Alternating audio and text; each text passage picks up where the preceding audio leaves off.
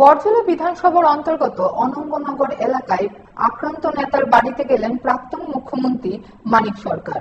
গত রবিবার সিপিআইএম ক্ষেত মজুর ইউনিয়নের লোকাল সম্মেলন অনুষ্ঠিত হয় বাদল দাসের বাড়িতে।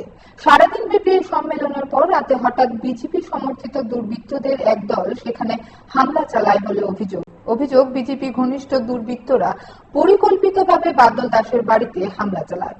ভাঙচুর করা হয় বাড়ির বাউন্ডারি ও অন্যান্য আসবাবপত্র। হামলার পরে ক্ষতিগ্রস্ত হয় পরিবারের সদস্যরাও।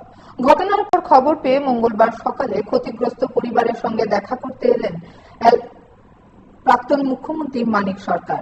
তার সঙ্গে ছিলেন সিপিআইএম নেতা রতন দাস এবং প্রাক্তন সাংসদ শঙ্কর প্রসাদ দত্ত।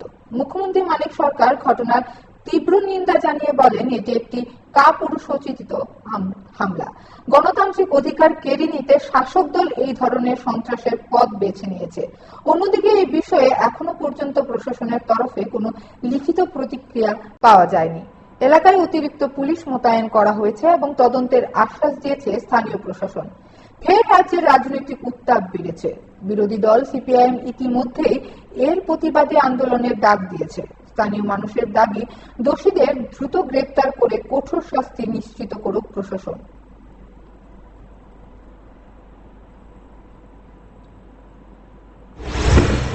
মূল উদ্দেশ্য হচ্ছে এই বাড়িটাতে পরশুদিন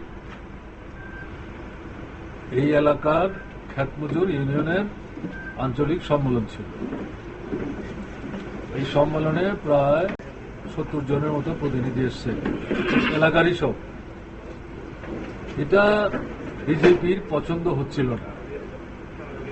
তারা সরাসরি সম্মেলনটা করা যাবে না এটা যদিও বলেনি, কিন্তু সম্মেলনটা যাতে হতে না পারে তার জন্য নানা ধরনের প্রস্তুতি তাদের মধ্যে ছিল।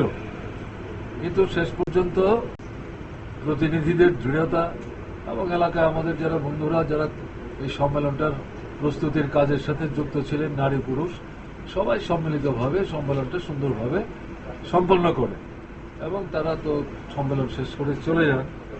তাতে যারা সম্মেলনটা হোক চাইছিলেন না তারা প্রথমত ভাবলেন যে আমরা তো পরাজিত হলাম, আমরা তো আটকাতে পারলাম না। তো এটা মানে কভার করার জন্য রাতের বেলা যখন শুনশান এলাকার মানুষ খাওয়া দাওয়ার পর যার যার ঘুম বিশ্রাম ইত্যাদি করছে, সেই সময়ে হঠাৎ করে লাইট নাকি চলে গিয়েছিল। তো আমার যা শুনে টুনে মনে হলো গোলমাল যারা করেছে তারা যে কোনো পদ্ধতিতে হোক এই লাইটটা যাতে নিভে যায় তার একটা ব্যবস্থা হয়তো করেছে।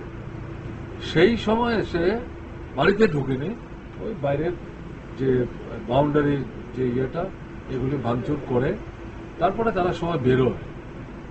বাড়ির লোকরা যেমন বেরোয়, সবচেয়ে উল্লেখযোগ্য ঘটনা হচ্ছে আশেপাশে যারাই শুনতে পেয়েছে নারী পুরুষ নির্বিশেষে সবাই বেরিয়ে ছুটে আসে। আর তার পরিবারের লোক সংখ্যা তো একেবারে কম না, কিন্তু এরপরে কাউকে তারা এখানে দেখেনি, কাউকে পায়নি। তো এটা শোনার পর মনে হয়েছে না বাড়িটা আক্রান্ত হয়েছে, এটা সম্মেলন করার জন্য বাড়িটাকে ছেড়ে দিয়েছে এবং এই সাহায্য করার জন্য সে আক্রান্ত হলো। তো আমাদের যাওয়া তো নৈতিক দায়িত্ব, সেদিক থেকে আমরা এসছি। যারা এটা করছে না, এটা আরো কয়েকটা জায়গায় করছে এই সময়ের মধ্যে, গত 8-10 দিনের মধ্যে বিভিন্ন জায়গাতে এরকম তারা করছে। এটা আসলে বিজেপির শক্তি ক্রমশ আরো নিচের দিকে যাচ্ছে। এটা হতাশা তৈরি হচ্ছে, দুর্বলতা এটার মধ্যে দিয়ে প্রতিফলিত হচ্ছে।